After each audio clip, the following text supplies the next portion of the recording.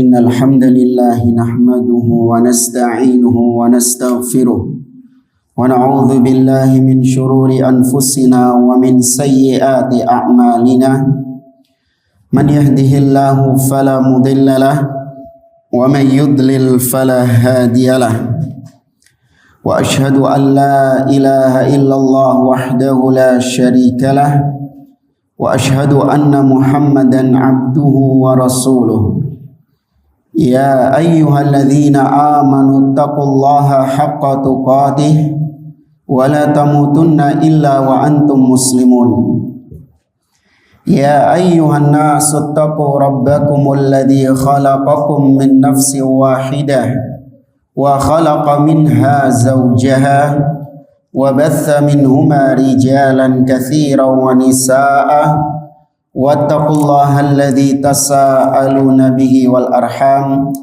إن الله كان عليكم رقيبا يا أيها الذين آمنوا اتقوا الله وقولوا قولا سديدا يصلح لكم أعمالكم ويغفر لكم ذنوبكم ومن يطع الله ورسوله فقد فاز فوزا عظيما أما بعد فإن أصدق الحديث كتاب الله وخير الهدي هدي محمد صلى الله عليه وسلم وشر الأمور محدثاتها وكل محدثة بدعة وكل بدعة ضلالة وكل ضلالة في النار. Ma'asyiral muslimin, ikhwani fillah, rahimani wa rahimakumullah. Alhamdulillah, segala puji bagi Allah Subhanahu wa taala yang melimpahkan kepada kita kenikmatan-kenikmatannya sehingga di pagi hari ini kita dimudahkan oleh Allah untuk berkumpul di majelis yang mulia ini dalam rangka mempelajari hadis-hadis Nabi SAW. Semoga Allah Subhanahu wa taala menambahkan kepada kita ilmu yang bermanfaat dan semoga Allah menerima semua amal ibadah kita. Kita melanjutkan kembali pembahasan kitab Al-Arba'in An-Nawawiyah atau hadis-hadis yang dikumpulkan oleh Al-Imam An-Nawawi rahimahullahu taala. Kita masih membahas hadis yang kedua atau yang dikenal dengan hadis Jibril. Sebagaimana yang telah kita sampaikan, kita dalam kajian ini meringkas dari dua syarah. Yang pertama, syarah dari Syekh Abdul Aziz Ar-Rayis hafizahullah ta'ala, dan yang kedua kita ringkas dari syarah Syekh Muhammad bin Shalih Al-Utsaimin rahimahullah ta'ala.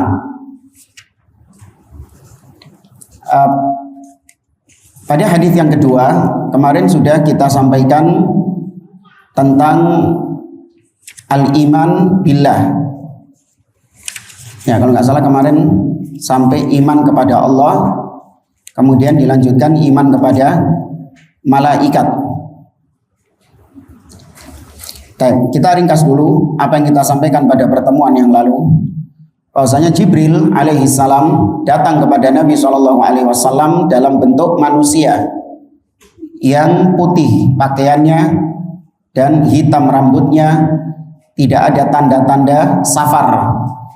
Tapi para sahabat juga tidak mengenal dia sebagai penduduk kota Madinah. Maka tatkala itu Jibril tiba-tiba duduk di dekat Nabi SAW seraya mengatakan, "Ya Muhammad, akhbirni anil Islam." Wahai Muhammad, ajarkan kepadaku apa itu Islam. Maka Nabi SAW menjawab dengan 5 rukun Islam yang kita kenal, yaitu 2 kalimat syahadat, salat, puasa, zakat, dan haji. Dan ini sudah kita bahas, meskipun hanya ringkas saja. Kemudian Jibril mengatakan, "Shadaqta, engkau benar." Maka Jibril bertanya lagi, "Akhbirni anil iman." Beritakan kepadaku apa itu iman. Maka Nabi SAW menjawab dengan 6 rukun iman, yaitu iman kepada Allah, malaikat, kitab-kitabnya, nabinya, hari akhir, dan iman kepada takdir yang baik dan yang buruk. Nah, kita masih membahas rukun iman ini. Di pertemuan yang lalu kita bahas iman kepada Allah itu terkandung di dalamnya 4 perkara. Ada yang bisa nyebutkan ibu-ibu, apa kandungan iman kepada Allah? Mengimani apanya? Wujudnya Allah. Ya, bahwasanya Allah itu wujud, exist, Allah itu ada. Kemudian yang kedua, rububiyahnya. Yang ketiga, uluhiyahnya. Dan yang keempat, al-asma was sifat, nama-nama dan sifat-sifat Allah Subhanahu wa taala. Tapi ini kita masih membahas dari syarah Syekh Utsaimin. Karena kalau kita lihat syarah Syekh Abdul Aziz Ar-Rayis itu ringkas, jadi kita akhirkan. Kemudian iman kepada malaikat itu mencakup yang pertama al-iman bi asma'i man alimna asma'ahum. Mengimani nama-nama para malaikat yang kita ketahui namanya. Ya, mengimani nama-nama para malaikat yang kita ketahui namanya. Dan kita tahu namanya malaikat dari siapa? Dalil, jok ngarang dewe. Ya, kita tahu namanya malaikat dari dalil Al-Quran dan Sunnah. Seperti misalnya Jibril, Mikail, Israfil, demikian juga malaikat Malik, Mungkar, Nakir, dan seterusnya. Maka kita imani nama-namanya itu. Adapun yang tidak disebutkan namanya, maka kita imani secara global. Maksudnya mengimani secara global, yaitu kita mengimani ada malaikatnya, tapi jenenge sapa wallahu alam. Ya, ada malaikatnya, tapi namanya siapa wallahu alam. Seperti malaikat pencabut nyawa. Ya, banyak orang-orang mengatakan namanya Israel. Tidak ada di dalam Al-Quran dan As-Sunnah nama Israel. Itu disinyalir dari Israiliyat, riwayat-riwayat Israiliyat. Maka kita nggak menetapkan malaikat pencabut nyawa namanya Israel. Allah hanya menyebutkan dia itu malakul maut. Seperti dalam surah As-Sajdah, qul yatawaffakum malakul mautil ladzi wukila bikum thumma ila rabbikum turja'un. Katakanlah, sesungguhnya yang mewafatkan kalian adalah malaikat maut. Tapi Allah nggak menyebutkan siapa namanya. Maka kita imani ada malaikat maut itu. Namanya siapa wallahu alam. Ini poin yang pertama, mengimani nama-namanya yang sudah Allah dan Rasulnya sebutkan. Tapi yang nggak disebutkan kita imani keberadaannya saja. Tsaniyan, yang kedua, an-nu'mina bima lahum min a'malin. Mengimani bahwasanya malaikat itu punya tugas. Ya, mereka punya pekerjaan. Gak ada malaikat nganggur. Seperti yang diyakini atau dikatakan sebagian orang, Ustaz, Jibril itu kan tugasnya menurunkan wahyu. Nah, sekarang gak ono nabi. Nah, berarti Jibril nganggur dong, gitu. Atau misalnya malaikat Israfil yang meniup sangkakala. Ya, kan sekarang belum kiamat. Dari dulu sampai sekarang itu lapawai Israfil itu. Berarti nganggur. Nah, ini enggak. Malaikat itu tidak hanya memiliki satu tugas saja. Seperti Jibril misalnya. Jibril selain menurunkan wahyu, beliau juga ikut serta dalam peperangan-peperangan. Seperti ketika perang Badar. Ya, Allah mengatakan, "Ittastaghitsuna rabbakum fastajaba lakum anni mumiddukum bi alfin minal malaikati murdifin." Ingatlah ketika kalian meminta pertolongan kepada Allah, maka Allah jawab, Allah kabulkan permintaan kalian. Allah tolong kalian dengan Allah turunkan 1000 malaikat tuh. Di antaranya Jibril ikut berperang ketika perang Badar. Demikian juga ketika Lailatul Qadar, malaikat-malaikat turun membawa rahmat. Tanazzalul malaikatu warruh. Siapa ruh? Jibril. Ya, maka satu malaikat itu terkadang memiliki tugas-tugas yang banyak. Tapi minimal katakanlah tugasnya cuma satu. Maka malaikat itu tidak ada namanya malaikat nganggur, karena mereka itu yusabbihuna al-laila wan nahara la yafturun. mereka itu selalu bertasbih kepada Allah siang dan malam tanpa kenal lelah, tanpa kenal bosan. Malaikat itu selalu beribadah kepada Allah Subhanahu wa taala. Ya, maka tugas malaikat yang paling utama beribadah kepada Allah, bertasbih kepada Allah, memuji Allah Subhanahu wa taala. Allah mengatakan dalam surat Al-Baqarah, wa idz qala rabbuka lil malaikati inni ja'ilun fil ardi khalifah qalu ataj'alu fiha man yufsidu fiha wa yasfiku dima wa nahnu nusabbihu bihamdika wa nuqaddisu lak. Kata para malaikat, ya Allah, apakah kau akan menjadikan di atas muka bumi ini makhluk yang berbuat kerusakan dan menumpahkan darah, sedangkan kami nusabbihu bihamdik, kami selalu bertasbih dengan memujimu, wa nuqaddisu lak, dan kami mengkuduskanmu, mensucikanmu. Ya, malaikat tugasnya beribadah kepada Allah Azza wa Jalla. Maka malaikat-malaikat memiliki tugas-tugas spesifik. Seperti Jibril muwakkalun bil wahyi. Jibril ditugaskan untuk menurunkan wahyu kepada para rasulnya. Mikail ditugaskan muwakkalun bil qutr, ay bil matar wan nabat. Ya, Mikail ditugaskan untuk menurunkan hujan, menumbuhkan tumbuh-tumbuhan. Wa Israfil muwakkalun bin nafkhi fis sur. Sedangkan Israfil ditugaskan untuk meniup sangkakala. Maka yang disebutkan tugasnya kita imani. Ya, kita imani kalau sudah disebutkan tugas, sama seperti nama tadi. Kalau disebutkan tugasnya maka kita imani secara spesifik itu. Tapi kalau nggak disebutkan tugasnya, nggak boleh kemudian kita nyari-nyari tugasnya atau kita tentukan sendiri. Oh, jangan-jangan malaikat fulan itu tugasnya ini. Oh, jangan-jangan malaikat fulan itu tugasnya ini. Nggak boleh. Yang tidak ada dalilnya, maka kita imani secara global. Para malaikat pasti memiliki tugas.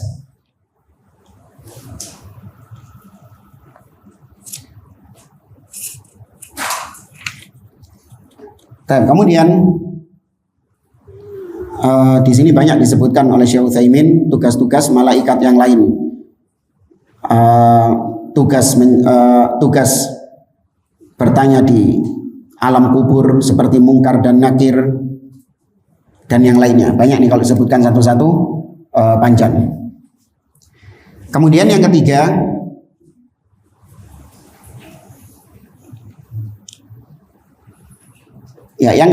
iman kepada para malaikat adalah mengimani bahwa para malaikat itu tidak pernah bermaksiat kepada Allah. Ya, para malaikat tidak pernah bermaksiat kepada Allah Subhanahu wa taala. Mereka selalu taat kepada Allah. Seperti dalam surat At-Tahrim Allah mengatakan la ya'sunallah ma amarahum wa yaf'aluna ma yu'marun. Mereka tidak pernah bermaksiat kepada Allah. Dan malaikat itu selalu mentaati, mengerjakan apa yang Allah perintahkan kepada mereka. Gak tahu gak, pasti yo malaikat itu. Beda sama kita. Ya, kalau kita disuruh sholat, ya kadang iya kadang enggak. Ya, disuruh meninggalkan maksiat, ya kadang iya kadang enggak. Ya, tapi kalau para malaikat tidak. Mereka selalu taat kepada Allah, taat kepada perintah Allah Subhanahu wa taala. Maka nggak ada malaikat yang membangkang seperti kisah yang diceritakan sebagian orang. Ada malaikat Lucifer katanya dipecat dari jajaran kemalaikatan, ya, dihukum, diturunkan ke bumi, ikut barisannya iblis. Tapi dia itu ex malaikat. Ya, ini nggak ada dalam agama kita, mantan malaikat nggak ada. Ya, karena malaikat itu semuanya taat kepada Allah Subhanahu wa taala. Kemudian yang keempat, iman kepada para malaikat, yaitu mengimani mereka tidak ada yang tahu jumlahnya kecuali Allah. Tidak ada yang tahu jumlah malaikat kecuali Allah. Nabi SAW bersabda, at-tatis sama wa huqqalaha an ta'id. Langit itu krek, apa krek itu? overload. Ya, overload. Ya, atotis sama itu diambil dari kata kalau orang menaikkan barang ke tunggangannya, hewan tunggangannya, itu kalau overload akan ada bunyi seperti krak. Ya, karena saking beratnya. Nah, langit itu juga overload. Kenapa? Ma min maudhi'i arba'ati asabi' illa wa fihi malakun sajidun aw raki'. Tidak ada di langit itu tempat sebesar 4 jari kecuali pasti di tempat itu ada malaikat yang sujud atau ruku. Jadi langit yang begitu luas dan berlapis-lapis iku bek isine sapa? Para malaikat. Maka nggak ada yang tahu berapa jumlahnya malaikat. Kita saja nggak bisa ngukur luasnya langit berapa. Ya, itu pun langit yang pertama, belum langit yang kedua, ketiga sampai ketujuh. Mereka semua ada di atas langit itu. Kemudian dalil yang lain di surah Al-Mudaththir. Allah mengatakan, "Wa ma ya'lamu junuda rabbika illahu." Dan tidak ada yang tahu, ya tidak ada yang tahu berapa jumlah tentara-tentara Rabbmu. Maksudnya tentara-tentara Allah adalah para malaikat. Tidak ada yang tahu kecuali Allah Subhanahu wa taala. Maka malaikat gak cuma 10. Seperti yang kita pelajari waktu kecil, Jibril, Mikail, Israfil, Israil, Munkar, Nakir, Raqib, Atid, Ridwan, Malik, ya 10 tok. Enggak. Itu pun yang 10 itu juga banyak yang namanya enggak sahih. Ya, banyak yang namanya enggak sahih. Seperti misalnya tadi Israil, ya, kemudian Ridwan. Ridwan itu disebutkan dalam hadis, namun hadisnya dihukumi dhaif oleh para ulama. Ya. Raqib, Atid. Ya, Raqib, Atid bukan nama malaikat, tapi dia adalah sifat dari malaikat. Seperti dalam surat Qaf Allah mengatakan ma yalfidhu min qaulin illa ladaihi raqibun atid. Ya, raqib atid artinya yang mengawasi, yang selalu mencatat amalan-amalan manusia. Itu sifat malaikat, bukan nama malaikat. Kemudian yang yang kelima. Ya, yang kelima, kita mengimani malaikat itu memiliki akal. Ya, malaikat itu memiliki akal. Kenapa ini kita katakan? Karena ada kelompok sesat yang bernama Mu'tazilah. Mereka meyakini malaikat itu nggak punya akal. Naudzubillah. Ahlus Sunnah tidak. Ahlus Sunnah menetapkan malaikat itu memiliki akal. Kemudian yang keenam, malaikat itu ada eksistensinya, ada wujudnya. Loh, kenapa kok ini dibahas? Karena lagi-lagi Mu'tazilah mengatakan malaikat itu nggak ada wujudnya, malaikat itu cuma simbol saja. Ya, malaikat itu hanya simbol, nggak ada eksistensinya malaikat itu. Maka dibantah oleh para ulama, tidak, malaikat itu ada eksistensinya, ada wujudnya, ada zatnya. Jibril memiliki 600 sayap.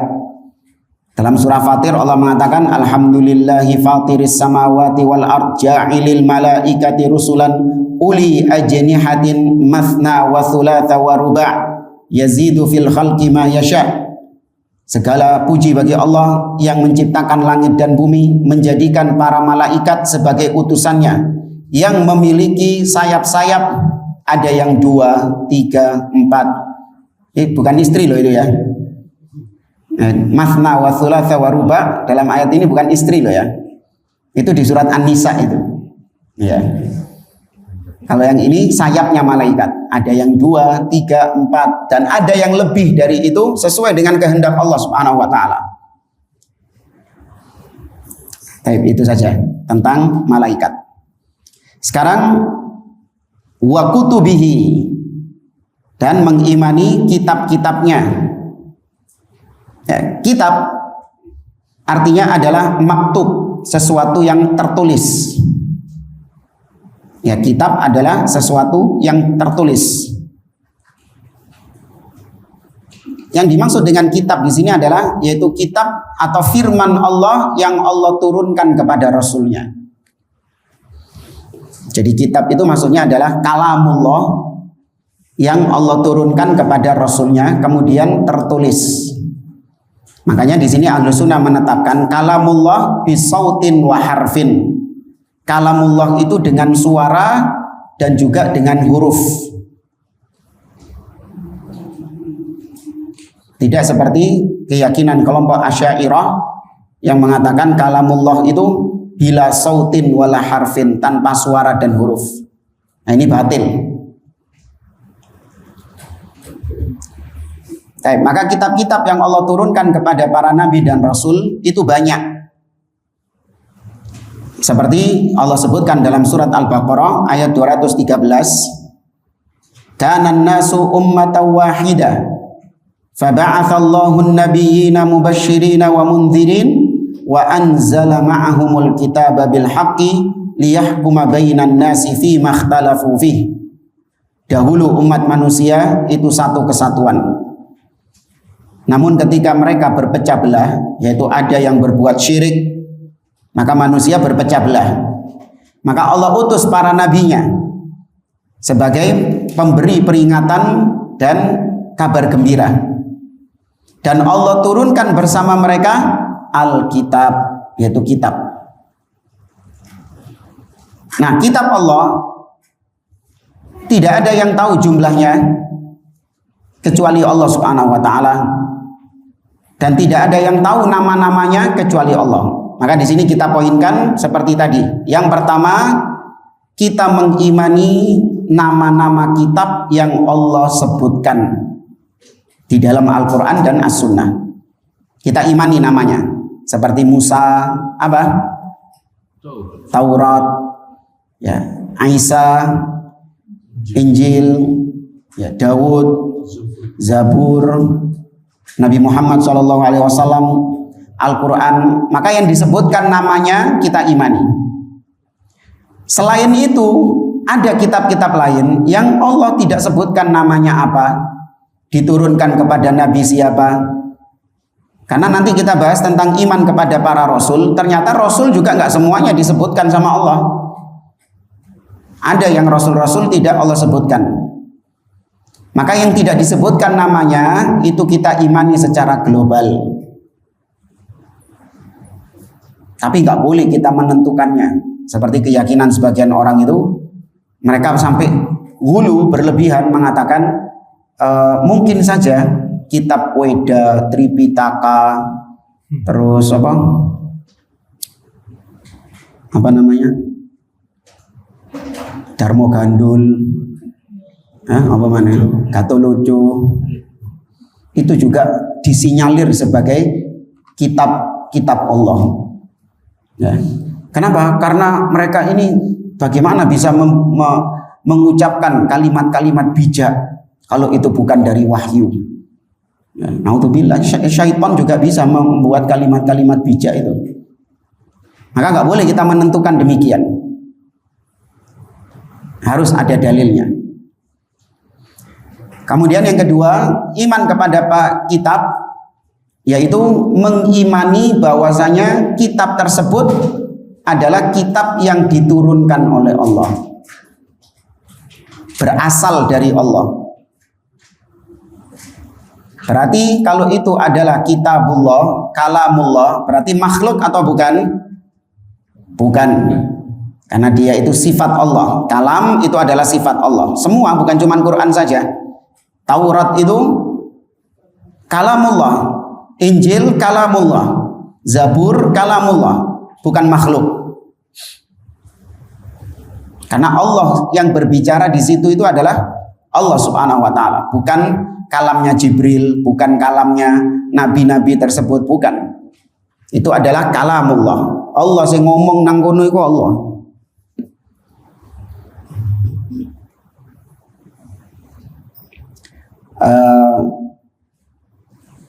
Yang keberapa sekarang?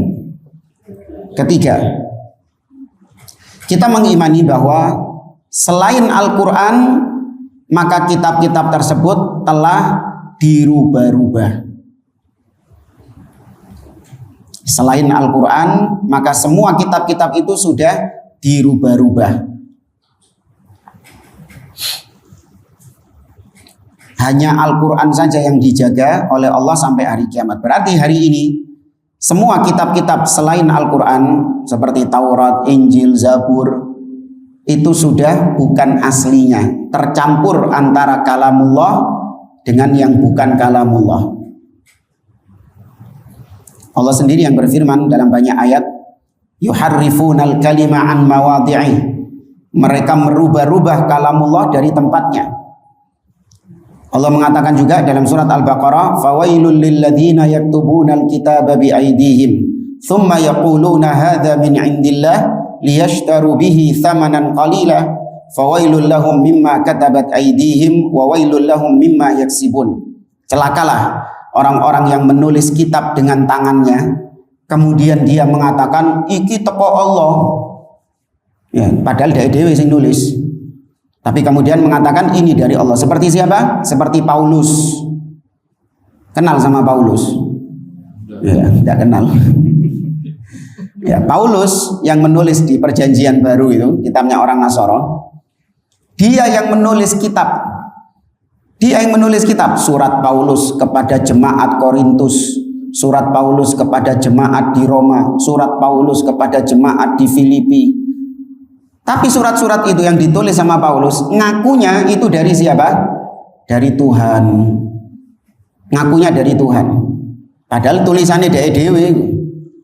Maka ini persis seperti yang Allah firmankan tadi. Celaka orang-orang yang menulis kitab dengan tangannya sendiri, tapi dia ngakunya ini dari sisi Allah. Celakalah apa yang mereka tulis itu. Ya.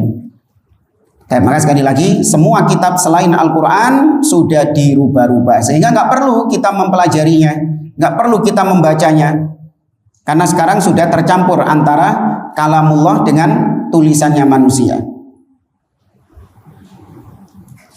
Loh, terus kita katanya beriman sama Taurat. Kita katanya beriman sama Injil. Tapi kok sekarang disodorkan Taurat sama Injil, kok kita nggak mau baca? Kita nggak mau percaya isinya. Gimana ibu-ibu? Ada yang tahu jawabannya? Saya tanya dulu. Kita ini beriman kepada Taurat enggak?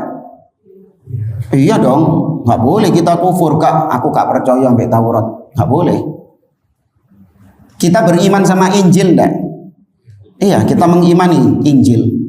Nah, sekarang disodorkan kepada Anda Tauratnya orang Yahudi dan Injilnya orang Nasoro. Wes iki imanono iki. Anda terima atau tidak? Tidak. Loh, ya apa kok mencelami Injil sampean iki? Kenapa? Karena sudah dirubah. Berarti terus gimana dong cara kita mengimani Taurat dan Injil? Kalau sekarang Taurat dan Injil sudah dirubah. Bentuk keimanan kita itu dalam hal apa? Ya, Bang?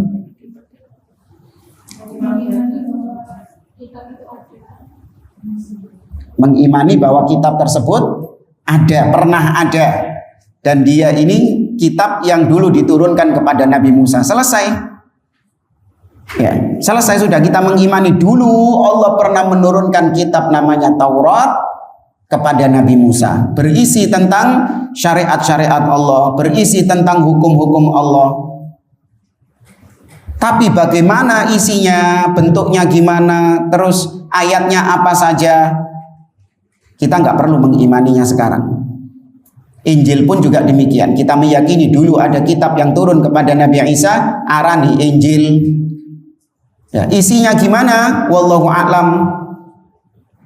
Ya, isi detailnya ya. Tapi kalau secara global, kitabullah ini pasti isinya tentang syariat.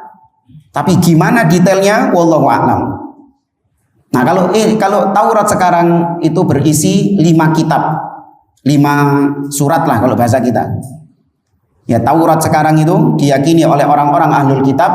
Yang pertama Kejadian, yang kedua Keluaran, yang ketiga Imamat, yang keempat Bilangan, yang kelima Ulangan.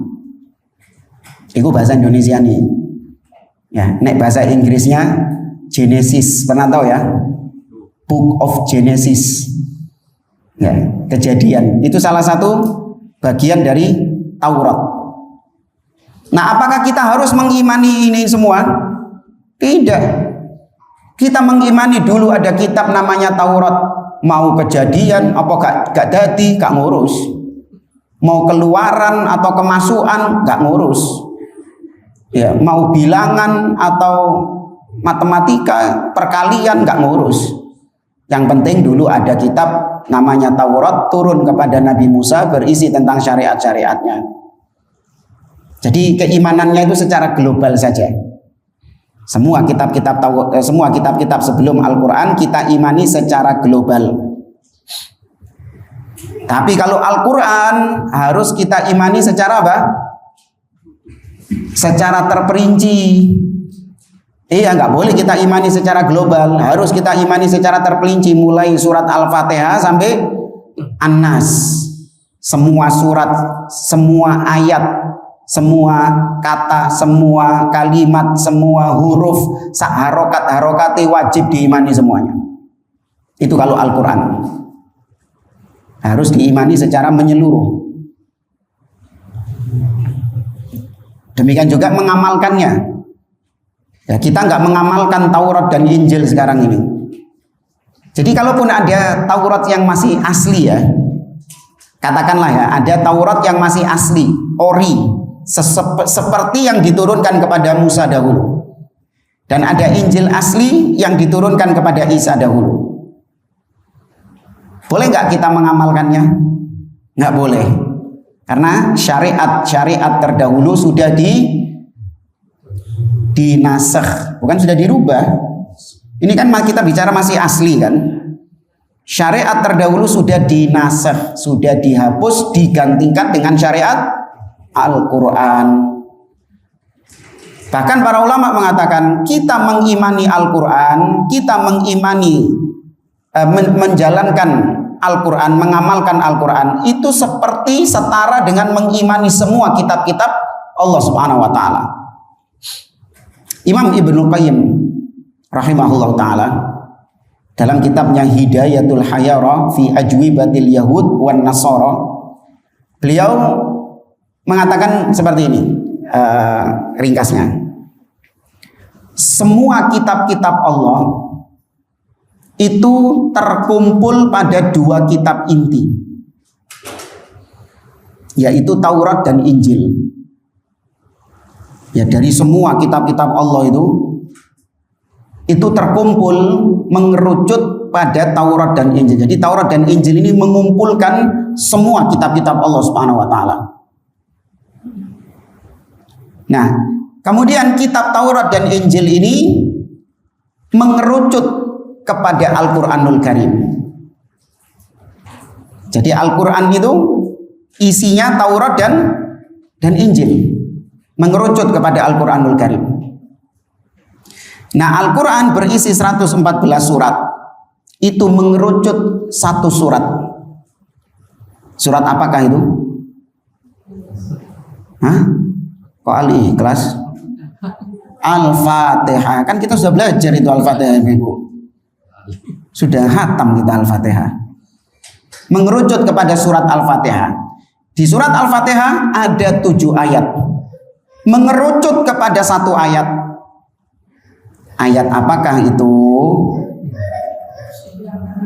Iyyaka na'budu wa iyyaka nasta'in. Naam. Iyyaka na'budu wa iyyaka nasta'in itu tentang apa? Tauhid. Berarti itu menunjukkan, kalau kita tarik ke bawah lagi, semua kitab-kitab Allah itu puncaknya pada apa? At-Tauhid. Ini kalimat yang bagus, penjelasan yang bagus dari Ibnu Qayyim Al-Jauziyah rahimahullahu ta'ala. Baik. Nah, para ulama mereka mengatakan Taurat dan Injil sekarang ini itu sudah bukan kitabullah.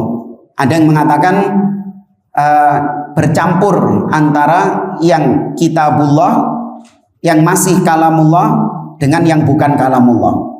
Jadi ada khilaf. Sebagian mengatakan wis total Taurat dan Injil ini sudah total bukan lagi kitabullah. Karena saking parahnya distorsi yang mereka lakukan.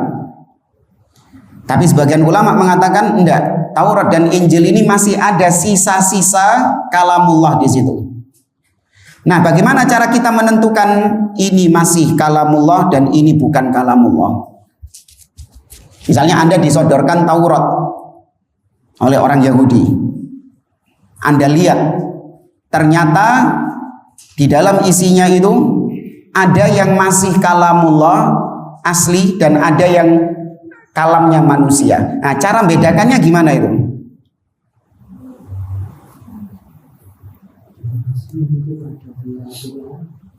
Iya, kalau itu ayat yang masih asli berarti sesuai dengan Al-Quran, yaitu kita cocokkan dengan Al-Quran.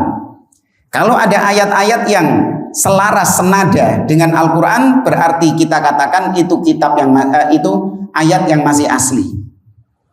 Tapi kalau ternyata bertentangan dengan Al-Quran dan As-Sunnah, maka berarti ini yang palsu, yang tangan manusia. Seperti misalnya tadi di kitab Kejadian, Book of Genesis tadi. Di pasal yang pertama disebutkan tentang penciptaan langit. Tuhan menciptakan langit, Allah menciptakan langit selama 7 hari. Ini Anda tetapkan atau tidak? Hah? Apa buk dalilnya? Hah? Banyak sebenarnya. Inna rabbakumullahu alladhi khalaqas samawati wal arda fi sittati ayyam. Ya, fi sittati ayyam thumma 6 hari. Afwan, bukan 7 hari, 6 hari. Nanti yang 7 hari yang sebentar ini, yang pembahasan setelah ini. Dalam 6 masa. Ya, dalam 6 masa. Sungguhnya Allah menciptakan langit dan bumi dalam 6 hari, fi sittati ayyam. Nah, kemudian di pasal yang kedua, pada hari ke-7 Tuhan istirahat. Ya, di Taurat disebutkan di pasal yang kedua di kitab Kejadian itu, pada hari yang ke-7 Tuhan istirahat dari pekerjaannya. Ini Anda tetapkan atau Anda tolak? Tolak. Kenapa? Bertentangan dengan Al-Quran yang mengatakan la ta'khudhuhu sinatun wala naum. Allah tidak ditimpa ngantuk dan tidak ditimpa tidur. Bahkan lebih jelas di dalam surat Qaf Allah mengatakan, kata Allah Subhanahu wa taala, huwallazi khalaqas samawati wal arda wa ma bainahuma fi sittati ayyamin thumma bukan inna rabbakum bukan fi sittati ayyamin wa ma massana min lughub. Ya, walaqad khalaqnas samawati wal arda wa ma bainahuma fi sittati ayyamin wa ma massana min lughub. Sungguh kami telah menciptakan langit dan bumi dan apa yang ada di antara keduanya selama 6 masa. Dan kami tidak ditimpa capek. Kami enggak lelah membuat langit dan bumi 6 hari. Di hari ke-7 kami enggak capek. Ya, maka ini ditolak. Ini yang ayat-ayat tambahannya itu. Dan sudah kita nggak perlu lagi ngecek-ngecek. Itu urusannya ulama itu sudah. Jadi nanti nggak usah beli Taurat atau download Taurat, nggak usah download Injil, ya nggak usah dibaca. Nanti ya kena syubhat. Cukup dengan Al-Quran kita sudah mengimani kitab-kitab Allah semuanya. Kemudian yang berikutnya.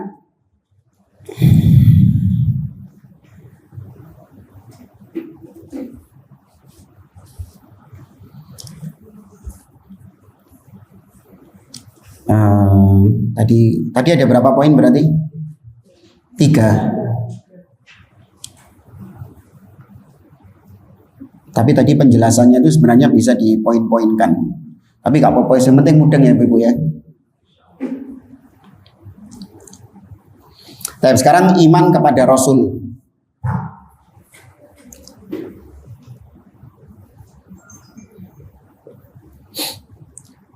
Rasul di sini maksudnya Rasul dari kalangan manusia.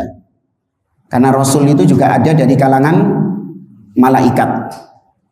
Ya, Jibril itu juga disebut Rasulullah, utusannya Allah. Ya. Seperti tadi di awal surat Fatir, Allah mengatakan ja'ilil malaikati rusulan. Allah menjadikan para malaikat itu sebagai rasul, sebagai utusannya.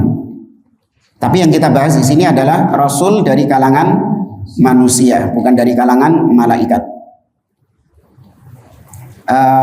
Rasul dan nabi ini pembahasannya satu.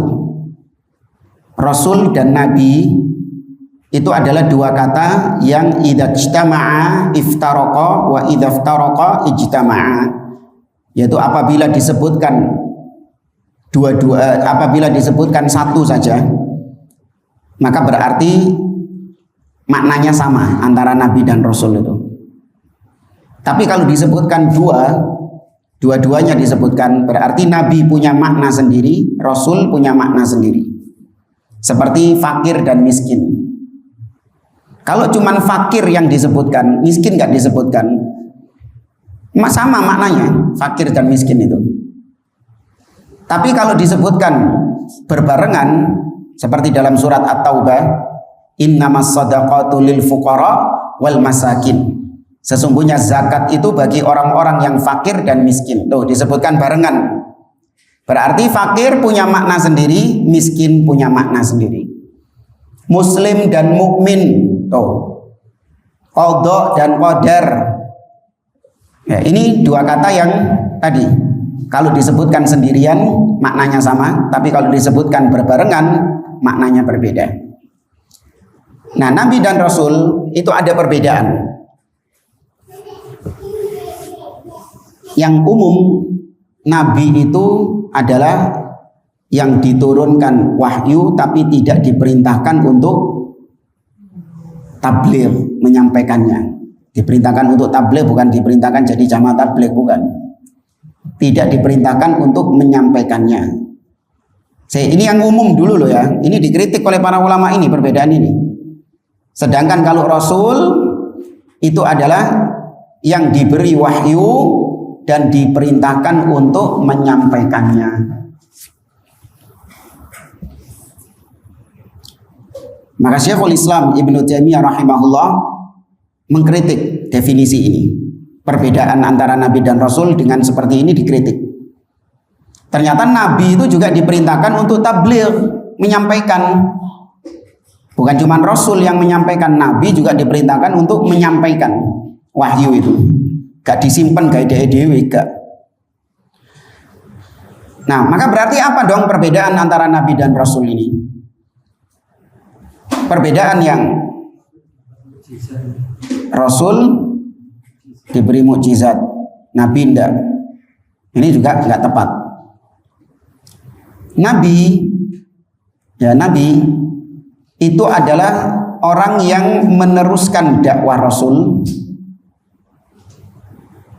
Sedangkan rasul adalah seorang yang diberi syariat yang baru.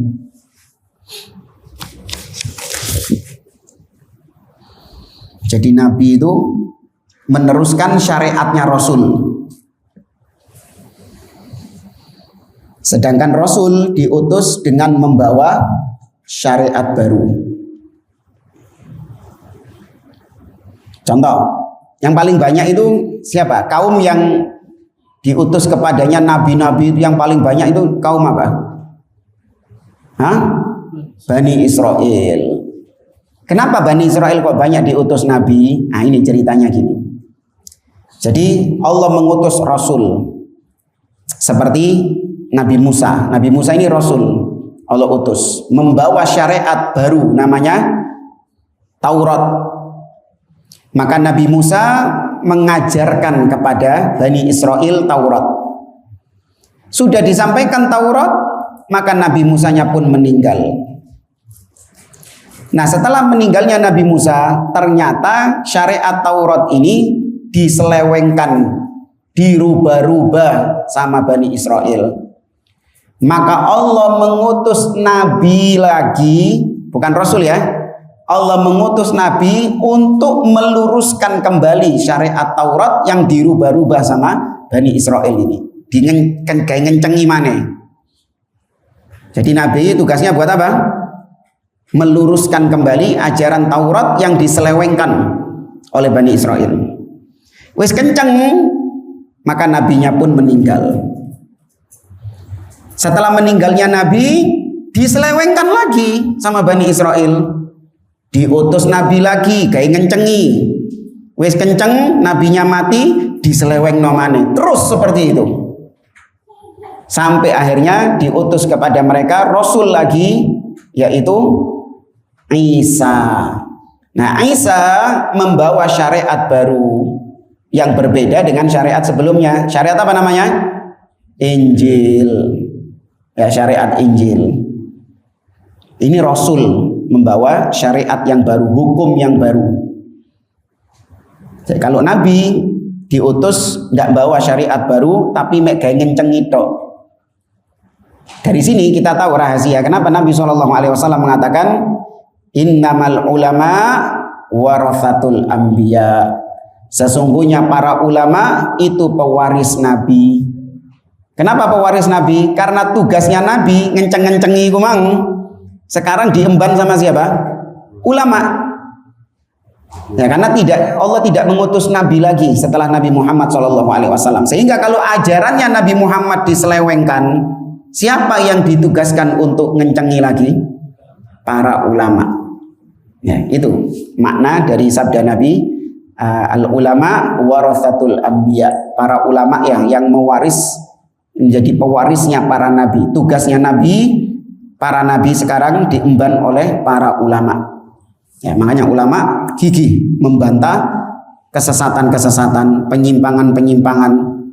Ya, Nabi mengatakan yahmilu hadzal ilma min kulli khalafin uduluhu yanfuna anhu tahrifal ghalin wa intihalal mubtilin wa ta'wilal jahilin. Agama ini dibawa oleh yahmilu hadzal ilma, dibawa oleh para ulama dari setiap generasinya. Ya, orang-orang yang adil, ya, orang-orang yang berkompeten. Apa tugas mereka? Mereka menyingkirkan yanfuna anhu ta'wilal ghalin, tahrifal ghalin, penyelewengan yang dilakukan oleh orang-orang yang hulu, wantihalal mubtilin, dan kesesatannya orang-orang yang batil, wa ta'wilal jahilin, dan takwilnya, tafsirnya orang-orang yang jahil. Itu yang ngencengi adalah para ulama. Itu perbedaan ya antara Nabi dan Rasul. Ada yang membedakan demikian. Dan ada juga yang membedakan Nabi dan Rasul itu, kalau Rasul diutus kepada kaum yang menentang. Ya, Rasul itu diutus kepada kaum yang menentang. Sedangkan Nabi diutus kepada kaum yang sudah beriman.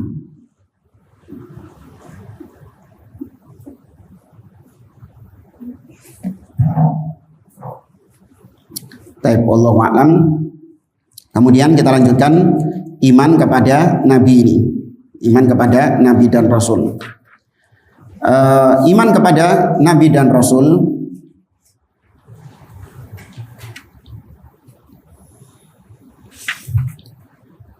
Iman kepada Nabi dan Rasul itu kandungannya yang pertama, sebentar, ini kan disebutkan oleh Syekh di sini.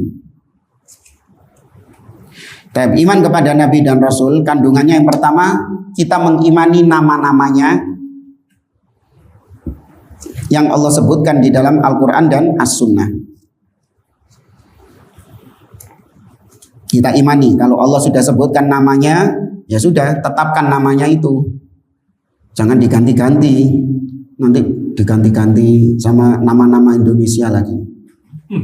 Gak terima, masa Indonesia kau ono nabi ini. Ya imani nama-nama nabi tersebut, Sulaiman, ya Nabi Muhammad SAW, Adam, dan seterusnya. Adapun yang tidak disebutkan namanya, maka kita imani secara global. Maksudnya kita imani ada nabinya, tapi siapa namanya wallahu a'lam. Kayak yang disampaikan oleh Rasulullah SAW, di mana beliau pernah ditampakkan di padang mahsyar bahwa kata beliau semua nabi akan dikumpulkan bersama umat-umatnya. Ya, di padang mahsyar itu setiap nabi dikumpulkan bersama umatnya.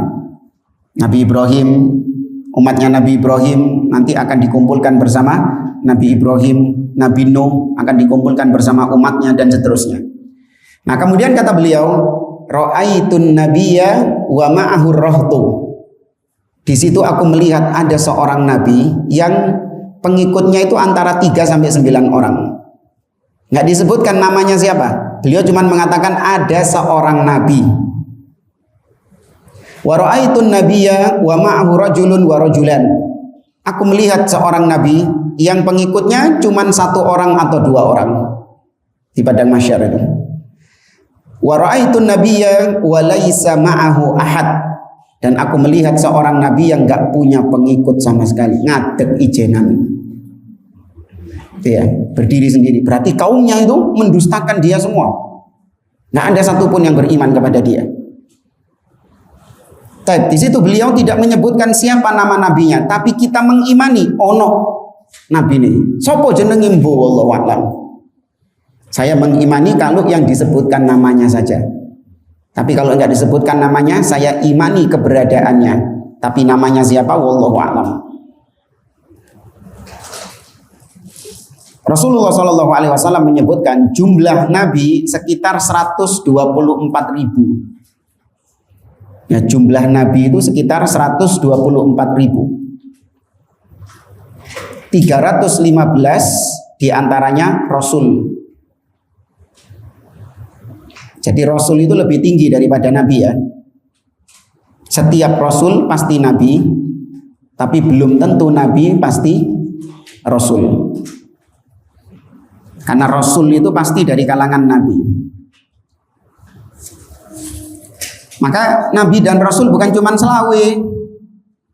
Iya kan? 25 nabi dan rasul. Itu pun 25 nabi dan rasul itu adalah yang namanya disebutkan. Ya, dalilnya disebutkan namanya. Itu pun enggak semuanya. Ternyata ada nabi-nabi lain yang enggak disebutkan dalam 25 nabi dan rasul itu. Ibu-ibu pernah dengar namanya Yusha, nabi namanya Yusha bin Nun. Bukan Yesus loh ya. Beda loh. Yusha bin Nun. Ya, disebutkan dalam hadis. Bahkan Allah berikan mukjizat kepada beliau, memberikan ayat tanda kenabian di mana matahari dihentikan oleh Allah di hari tatkala Yusha bin Nun ini memasuki Baitul Maqdis. Maka Yusha bin Nun inilah yang menggantikan Nabi Musa yang tadi saya ceritakan itu. Ya, Yusha bin Nun inilah yang menggantikan Nabi Musa. Kisahnya ada di dalam Al-Quran. Yusha bin Nun ini ketika masih bocah, di dalam surat Al-Kahfi Allah kisahkan tentang Nabi Musa bertemu dengan siapa? Al-Khadir. Ya, Khidir, bahasa kita Khidir. Nah, kan Nabi Musa bersama seorang bocah. Wa id qala Musa li fatahu. Dan Nabi Musa berkata kepada pemuda yang ikut bersamanya itu. Nah, siapa pemuda ini? Kata para ulama, pemuda ini adalah Yusha bin Nun. Yang nanti sepeninggal Nabi Musa, beliau diangkat menjadi nabi. Itu ada nggak dari 25 nabi dan rasul yang kita hafal dari kecil itu? Nggak ada. Nggak ada. Khidir ada nggak Khidir? Nggak ada juga tuh. Ya, jadi 25 nabi dan rasul itu bukan pembatasan. Baik, sekarang poin kedua.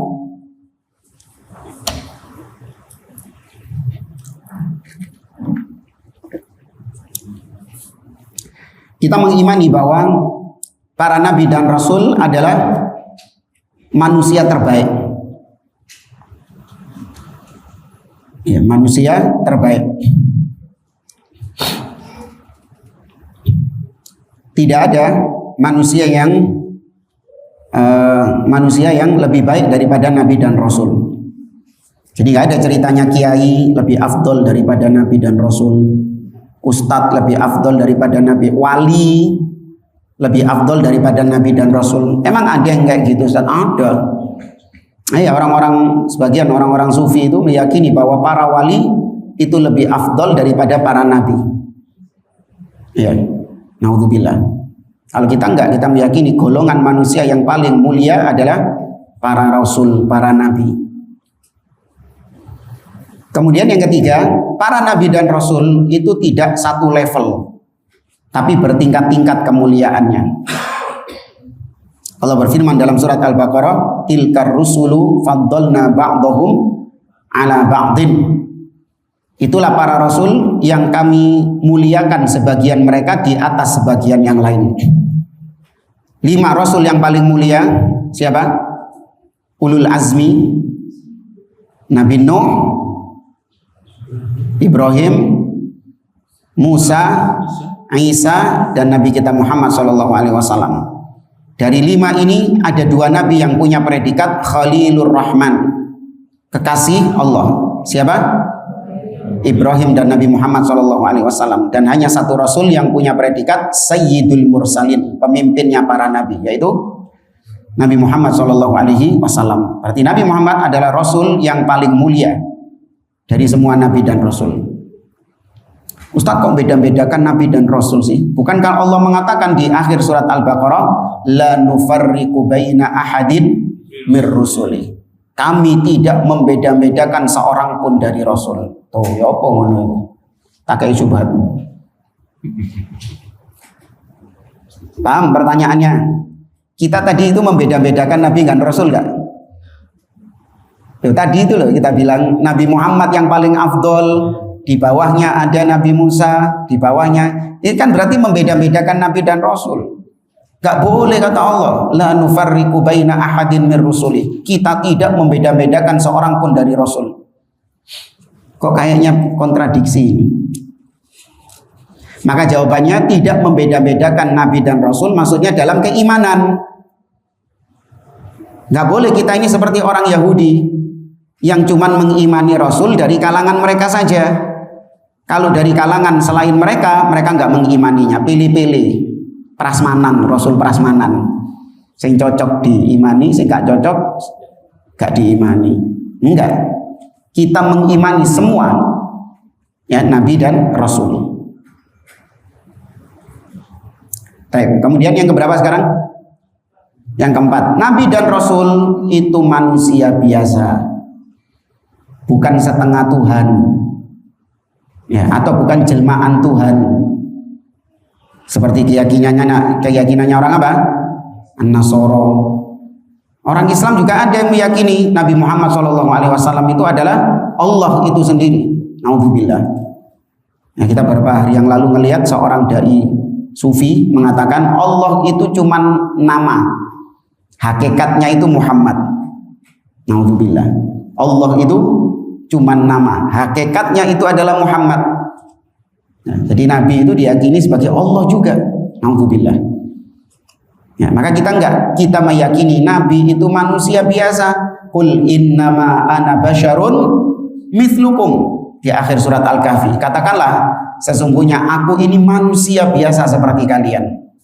Nabi juga dilahirkan ya dari rahim wanita ibunya. Nabi juga makan, minum. Nabi juga sakit. Ya, Nabi juga punya syahwat, menikah, ya banyak lagi kan gitu. Betul lah Ibu? Ya Nabi.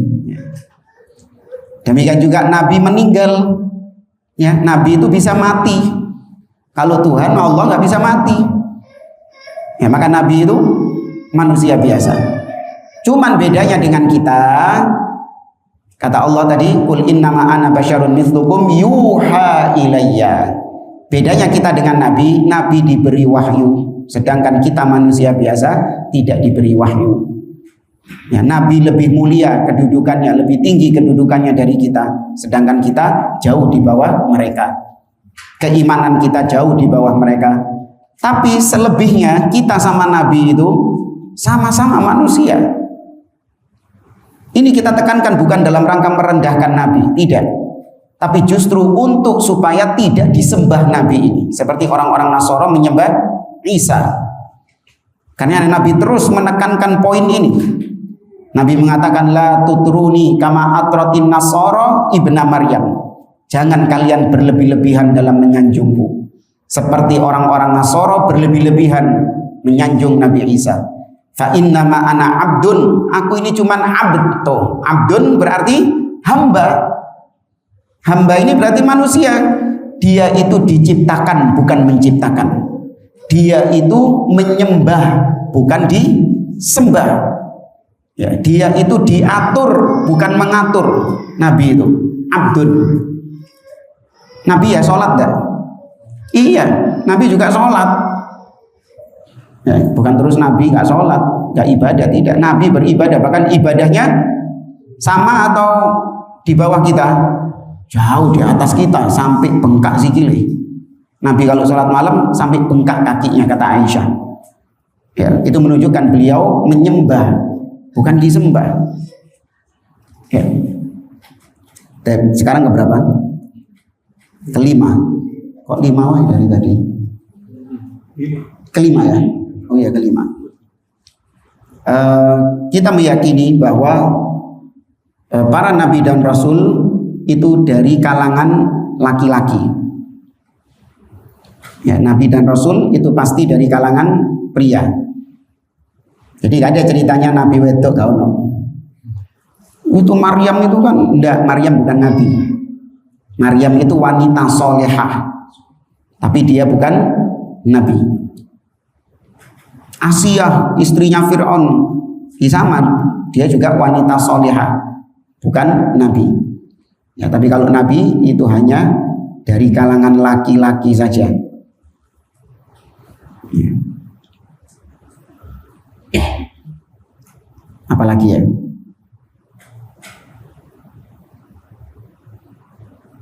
Nah, itu dulu aja. Kemudian yang berikutnya, al-iman bil yaumil akhir. Mengimani hari akhir. Hari akhir maksudnya adalah yaumul qiyamah. Wa summiya akhiran li'annahu akhiru marahil bani Adam. Disebut hari akhir karena itu adalah akhir dari fase manusia. Jadi manusia ini kan ada 4 fasenya. Yang pertama fase apa? Ruh, rahim. Ya, fase rahim. Kemudian yang kedua fase dunia. Sekarang ini kita sekarang berada di fase kedua ini, dunia. Fase ketiga apa? Barzakh, alam kubur. Nah, baru fase yang terakhir, keempat namanya apa? Ya, hari akhir, akhirat. Ya, makanya disebut hari akhir karena itu adalah fase yang terakhir dari empat fase itu. Taib, iman kepada hari akhir ya tadamman kandungannya yang pertama al-iman biwuqu'ihi, mengimani akan terjadinya hari akhir itu. Yakin pasti nanti kedaden. Ojo ragu, yo BE Ustaz yo BE yo. Iso wae dadi iso gak. Ya, terserah Allah. Loh, kok terserah Allah? Allah sudah mengabarkan kok. Masa Allah mencela-menceli? Ya, Allah sudah mengabarkan akan terjadinya hari akhir. Ya za'amal ladzina kafaru alla yub'atsu. Qul bala wa rabbi latub'atsunna, kata Allah. Orang-orang kafir mengatakan tidak akan ada hari kebangkitan. Qul, katakan wahai Muhammad, ya demi Allah, demi Rabbku, latub'atsunna, sungguh kalian akan dibangkitkan dari kematian kalian. Ya, mengimani terjadinya hari akhir itu. Bahwasanya Allah akan membangkitkan semua yang ada di kubur, menghidupkannya kembali. Tatkala ditiupkan sangkakala, yaqumun nasu li rabbil alamin, untuk manusia menghadap kepada Rabbul alamin, mempertanggungjawabkan perbuatannya. Wa annahu waqi'un la muhala, bahwasanya hari kiamat itu pasti terjadi, mustahil hari kiamat itu enggak terjadi. Ya. pasti terjadi, nggak mungkin nggak terjadi. Karena dalil-dalil yang begitu banyak di dalam Al-Quran ataupun As-Sunnah. Kemudian yang kedua, iman kepada hari akhir kandungannya adalah al-iman bi kulli ma dzakarahullahu fi kitabih wa ma sahha 'anin nabi sallallahu alaihi wasallam mimma yakunu fi dzalikal yaumil akhir. Mengimani apapun yang disebutkan oleh Allah di dalam Al-Quran dan yang disebutkan oleh Nabi sallallahu alaihi wasallam tentang terjadinya hari akhir itu. Idza syamsu kuwirat wa idzan nujumun kadarat, ketika matahari digulung dan bintang-bintang berjatuhan, ya. Idzas samaa'un syaqqat, ketika langit terbelah, ya. Wa adzinat li rabbiha wa huqqat, idzas samaa'un fatarat wa idzal kawakibun tatharat, dan seterusnya. Semua peristiwa-peristiwa itu harus diimani. Yo kedaden. Suatu saat, cepat atau lambat, pasti akan ada hari itu. Kemudian juga Nabi mengatakan, manusia akan dikumpulkan, yuhsyarun nasu yaumal qiyamah hufatan uratan hurlan. Manusia akan dikumpulkan dalam keadaan telanjang, nyeker, dan belum dikhitan. Ya, harus kita imani, tudnas syamsu qadramil, matahari didekatkan di atas kepala dengan jarak yang sangat dekat. Ya, peristiwa-peristiwa ini harus kita imani, nggak boleh kita benturkan dengan akal. Gak masuk akal, masuk matahari dicedekno menungso gak kobong, ya, gak masuk akal, ya, nggak boleh. Kalau itu sahih dari Nabi SAW, akal harus ditundukkan. Karena hari kiamat di akhirat itu manusia di-upgrade. Ya, manusia itu di-upgrade, jangan disamakan dengan kondisi manusia sekarang. Seperti tentang neraka misalnya, Allah mengatakan kullama nadijat juluduhum baddalnahum juludan ghairaha liyadzuqul adzab. Setiap kali kulit mereka matang, Allah ganti dengan kulit yang baru. Iso nang dunia kayak ngono? Hah? Nggak bisa. Anda kalau lihat siksa-siksa neraka, kemudian Anda siksa orang seperti itu di dunia, mati deh. Tapi kalau di neraka, la yamutu fiha wa la yahya, dia nggak hidup tapi dia juga nggak mati. Maksudnya nggak hidup dengan kehidupan yang nikmat dan dia tidak bisa mati. Harusnya kalau di dunia disiksa seperti itu mati deh. Makanya kemampuan manusia itu di-upgrade sama Allah pada hari kiamat. Kemudian yang ketiga, al-iman bima dzukira fil yaumil akhir minal haud wasyafa'ah wassirat wal jannah wan nar. Mengimani ya perintilan-perintilan hari kiamat. Maksudnya perintilan di sini sub-sub kejadian-kejadiannya. Seperti padang mahsyar, telaga haud, kemudian mizan, timbangan, kemudian nasyrus suhuf, pembagian catatan amal, ya, kemudian sirat, ya, syafaat, ya, kontoroh, kisos, surga, neraka, dan apa yang ada di dalamnya. Nah, inilah perintilan-perintilan kabeh ini. Jangan dianggap sepele, kan itu cuman perintilan itu Ustaz. Enggak, harus mengimani, bahkan ini termasuk bagian dari usul, prinsip. Wis pokoknya aku mengimani hari akhir. Tapi rincian-rinciannya tadi itu ya bisa jadi iya, bisa jadi enggak. Ah, enggak sah keimanannya. Ya, harus mengimani semuanya itu.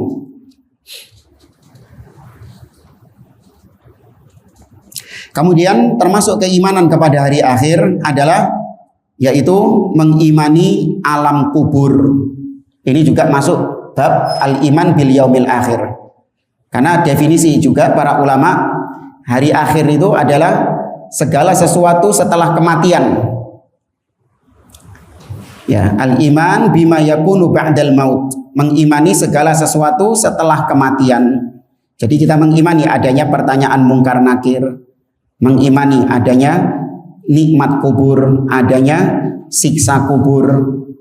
Itu juga bagian dari kandungan iman kepada hari akhir.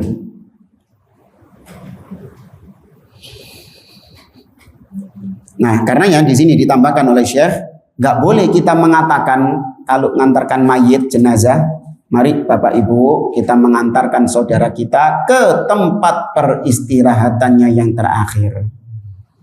Ini kufur, kata beliau. Kenapa? Karena dia mengingkari adanya hari akhir. Dia menganggap bahwasanya ini adalah terakhir alam barzakh ini. Tidak. Ya, alam kubur itu bukan yang terakhir. Masih ada hari apa? Kebangkitan. Dia akan dibangkitkan lagi dari kuburnya itu. Terus yang kedua, orang di kubur itu bukan istirahat. Iya, peristirahatan. Dikira turu, kelesetan, ya kan, rebahan gitu. Enggak. Itu hari-hari yang sulit itu. Di mana dia didatangi mungkar nakir, ditanya man rabbuka. Ya, kalau bisa menjawab, dia mendapatkan nikmat kubur. Kalau nggak bisa, dia disiksa sampai hari kiamat. Ya. Utsman bin Affan radhiyallahu taala anhu, ketika beliau diceritakan surga dan neraka, beliau biasa saja. Tapi ketika diceritakan tentang alam barzakh, alam kubur, beliau menangis sejadi-jadinya. Nangis beliau. Ditanya, kenapa kau menangis ketika disebutkan tentang alam kubur? Kata Utsman bin Affan, beliau mengatakan, innal qabra awwalu manzilin min manazilil akhirah. Sesungguhnya alam kubur itu adalah rintangan pertama dari rintangan-rintangan akhirat. Iyanju minhu fama ba'dahu aisar minhu. Kalau dia selamat dari alam kubur ini, maka rintangan setelahnya mudah, akan lebih mudah. Tapi wa illam yanju minhu fama ba'dahu asyaddu minhu. Tapi kalau di alam barzakh saja dia sudah terseok-seok, ya dia sudah nggak selamat, maka rintangan berikutnya di akhirat lebih berat lagi. Ya, lebih berat lagi. Maka sekali lagi nggak boleh mengatakan kita antarkan saudara kita ke tempat peristirahatan yang terakhir. Allah berfirman dalam surat At-Takatsur, alhaakumut takatsur hatta zurtumul maqabir. Membanyak-banyakkan harta itu akan membinasakan kalian. Menimbun harta itu akan membinasakan kalian. Sampai kalian menziarahi kubur. Perhatikan kata-kata zurtumul maqabir. Sampai kalian menziarahi. Ziarah di sini bukan ziarah kubur seperti yang dilakukan kita sekarang. Enggak. Ziarah itu artinya visit. Ya, mengunjungi. Sampai kalian mengunjungi kubur. Berarti kalau alam barzakh itu dikunjungi, namanya visit, pasti akan apa? Bukan masuk, pasti akan, apakah selamanya di situ? Enggak, pasti akan meninggalkannya. Ya, visit, transit. Ya, berarti tidak abadi alam barzakh itu. Pasti ada kebangkitan. Itu diambil dari ayat itu, hatta zurtumul maqabir, sampai kalian mengunjungi kuburan. Namanya mengunjungi pasti akan meninggalkannya. Kayak Anda misalnya mengunjungi teman Anda, mau sampai kapan di rumah teman Anda? Gak mulai-mulai. Ya, namanya visit, berkunjung, pasti akan meninggalkannya. Maka demikian juga orang yang ada di alam barzakh. Ya, maka alam barzakh ini sementara. Ya, sampai hari dibangkitkan. Allah berfirman tentang Fir'aun, an-naru yu'raduna 'alaiha ghuduwan wa 'ashiyya wa yauma taqumus sa'atu adkhilu ala fir'auna asyaddal 'adzab. Neraka ditampakkan kepada mereka siang dan malam. Dan pada hari dibangkitkan, maksudnya hari kiamat, Allah mengatakan lebokno Fir'aun dan tentaranya ke siksa yang pedih. Ya, jadi alam barzakh itu terus sampai hari kiamat. Tapi para jamaah rahimani wa rahimakumullah, setelah ini iman kepada takdir. Nah, ini kayaknya perlu pertemuan khusus karena iman kepada takdir ini pembahasannya ya sangat perlu konsentrasi ya. Mungkin kita lanjutkan di pertemuan yang akan datang. Iman kepada takdir. Sabar ya, hadis kedua ini memang dowo, ya, memang panjang. Jadi mungkin nggak bisa satu pertemuan, 2 pertemuan pun nggak bisa. Ini kita sudah 2 pertemuan. Tapi kalau ada yang mau ditanyakan, ya. Ini ada bapak-bapak dulu. Mengenai itu apa bid'ah itu apakah sangat ikut untuk penyelewengan dari Al-Quran? Iya, bid'ah merupakan bentuk penyimpangan di dalam agama. Karena Allah Subhanahu wa taala tidak mengizinkan siapapun untuk membuat syariat. Allah mengatakan, am lahum syuraka syara'u lahum minad din ma lam ya'dzan bihillah. Apakah mereka punya sekutu-sekutu yang mensyariatkan untuk mereka apa-apa yang tidak pernah diizinkan oleh Allah Subhanahu wa taala? Kalau Anda lihat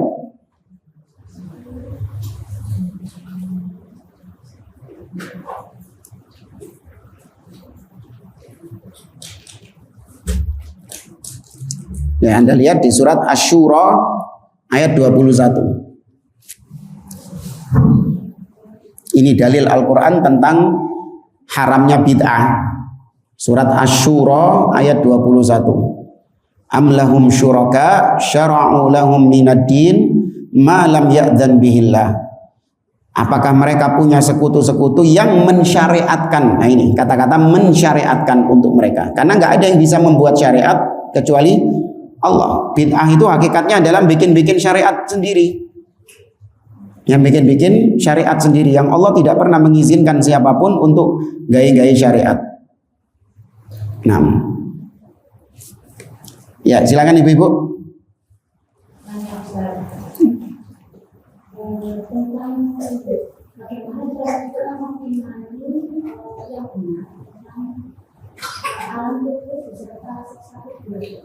Bagaimana cara kita mengimani?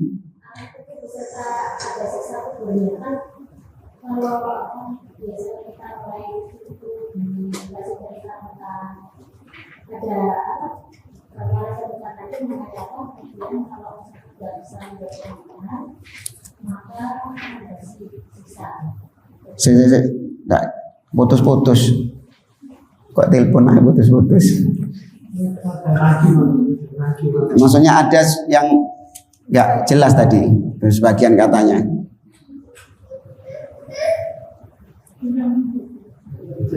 Tentang siksa kubur. Iya, siksa kubur. Ada malaikat lagi kemudian menanyakan kalau misalkan kita bisa menjawab dengan benar dan dikasih siksaan, kemudian kalau tidak bisa menjawab dengan benar ada siksa kubur. Iya.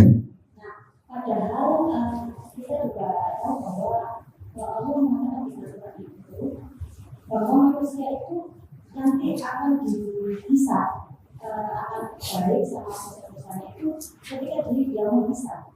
Nah, kemudian dari yaumul hisab itu muncul pembalasannya berupa surga neraka. Nah, itu bagaimana keterkaitannya? Kok di alam itu manusia bila dikasih balasan berupa siksa, padahal amalnya itu baru bisa di yaumul hisab. Iya. Kata para ulama, siksa kubur dan nikmat kubur atau pertanyaan kubur ini namanya fitnah kubur ya. Fitnah kubur itu artinya pertanyaan kubur, bukan fitnah bahasa kita dituduh, itu bukan. Ya, fitnah artinya ujian. Itu litafriq bainal mu'min wal kafir. Jadi fitnah kubur itu untuk membedakan antara mukmin dan kafir. Karena pertanyaan man rabbuka wa man ursila ilaika wa ma dinuka, siapa Rabbmu, siapa nabi yang diutus kepadamu, dan apa agamamu, ini pasti bisa dijawab oleh semua mukmin. Orang beriman pasti bisa menjawabnya. Cuman cara menjawabnya berbeda-beda. Ada yang terbata-bata, ada yang lancar, ya.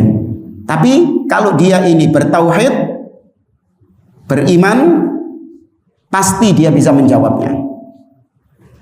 Sedangkan orang kafir tidak akan mungkin bisa menjawab, meskipun dia sudah tahu jawabannya ketika di dunia. Tapi kalau dia kafir, munafik, maka dia nggak bisa menjawab. Ya, maka golongannya cuma ada dua kalau di alam barzakh ini, yaitu mukmin dan kafir. Untuk membedakan antara mukmin dan kafir, amalannya belum dipaparkan. Nanti ketika di akhirat baru ngitung-ngitung amalannya, nimbang amalannya, dibagikan catatan amalnya. Paham ya ibu ya? Jadi sekali lagi alam barzakh itu memfilter antara mukmin dengan kafir. Nah, wallahu a'lam. Ya. Tadi dijelaskan bahwa termasuk nabi itu akan meninggal. Mau nanya tentang setan yang berumur panjang. Iya, setan pun juga akan mati meskipun usianya panjang, seperti iblis. Masuk dalam keumuman ayat kullu man 'alaiha fan. Semua yang ada di atas muka bumi ini akan fana, ya, akan sirna, termasuk iblis. Allah juga mengatakan wa nufikha fis suri fasa'iqa man fis samawati wa man fil ard illa man Allah. Dan ketika ditiupkan sangkakala, matilah semua yang di langit dan yang di bumi, kecuali yang Allah kecualikan tidak mati. Ya. Berarti iblis masuk di dalamnya, syaitan, jin semua masuk di dalamnya, mati semuanya. Wallahu a'lam. Silakan yang lain Ibu. Ya. Apa yang membedakan Nabi Rasul dengan malaikat?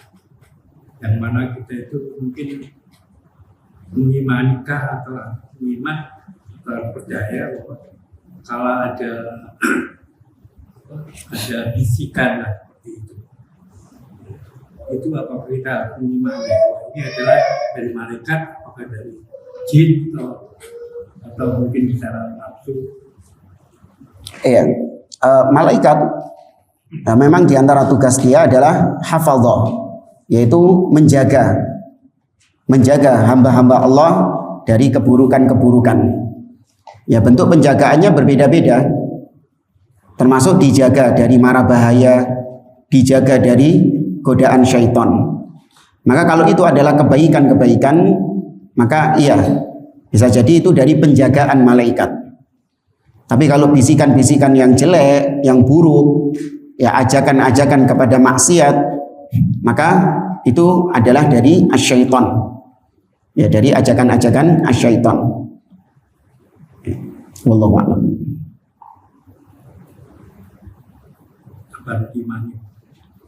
Iya, kita mengimaninya, akan tetapi nggak perlu kita disibukkan dengan sosoknya. Oh, sebelah mana ya malaikat, di kanan apa di kiri apa di atas ya? Ini sekarang lagi apa ya malaikatnya? Kita imani ada keberadaan mereka, tapi rinciannya bagaimana wallahu a'lam. Karena malaikat ini adalah makhluk gaib. Ya, gaib ini artinya tidak nampak. Ada, namun tidak nampak. Jadi seperti yang dikatakan ada mungkin orang tua kita meninggal, tapi jika kita ada suara itu mungkin mengikuti daripada kebiasaan orang tua kita mengaji. Apakah itu apakah itu nafsu sendiri? Ya, ditimbang kembali dengan dalil ya. Kalau ternyata bertentangan dengan dalil, ya itu adalah bisikan-bisikan dari syaitan. Seperti misalnya ada orang meninggal, kemudian kita ini seperti mendengar suara orang tersebut, padahal tidak ada hubungan antara orang yang meninggal dengan orang yang hidup. Atau sebagian orang diketok-ketoki jari ini, ya padahal orang yang sudah meninggal. Maka kita pastikan bahwasanya itu adalah al-jin, asyaiton. Karena orang yang mati tidak mungkin ada komunikasi dengan orang yang hidup, tidak lewat mimpi apalagi di alam nyata. orang yang mati sudah berpindah ke alam barzakh. Ya, sudah sibuk dengan pertanyaan mungkar dan nakir. Kalau dia menjawab, dia sibuk dengan nikmat kubur. Kalau dia nggak bisa menjawab, dia sibuk dengan siksa kubur. Nggak ada waktu buat ke dunia, nggak akan bisa ke dunia untuk ketemu sama istrinya, ketemu sama anaknya. Ya delok kabare, yo bojoku rabi maneh gak ini. Baik, wallahu a'lam. Ibu ada lagi? Baik, kalau tidak ada kita cukupkan majelis kita. Subhanakallahumma wa bihamdik, asyhadu an la ilaha illa anta, astaghfiruka wa atubu ilaik. Assalamualaikum warahmatullahi wabarakatuh.